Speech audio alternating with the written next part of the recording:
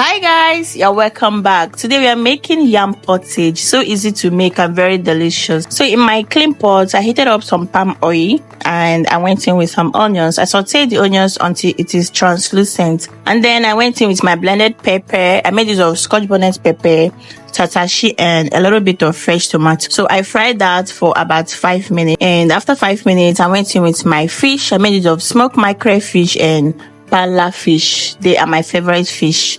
So at this point I added some crayfish, and then I gave that a quick fry for everything to come together.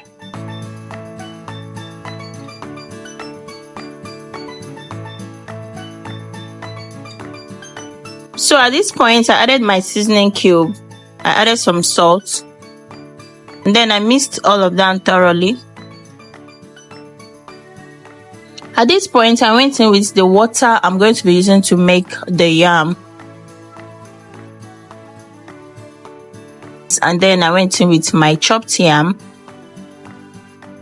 I mixed everything together for all of them to combine, the sauce and the yam. So I covered and cooked for solid 7 minutes. Exactly after 7 minutes, I went in with my scent leaf. I added some ugu leaf. I love vegetables so much in my pottage. And lastly, I went in with some chopped spinach.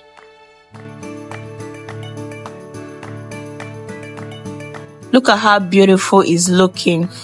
So I gave it a gentle mix for all of them to incorporate, and then allowed to simmer for just 2 seconds. And guys, it is ready. This tasted so nice and delicious. Trust me guys, if you try this method of adding scent leaf and spinach to your yam pottage, you will not want to go back. Hope you enjoyed this video. Thank you guys for watching, and I hope to see you on the next one. Bye.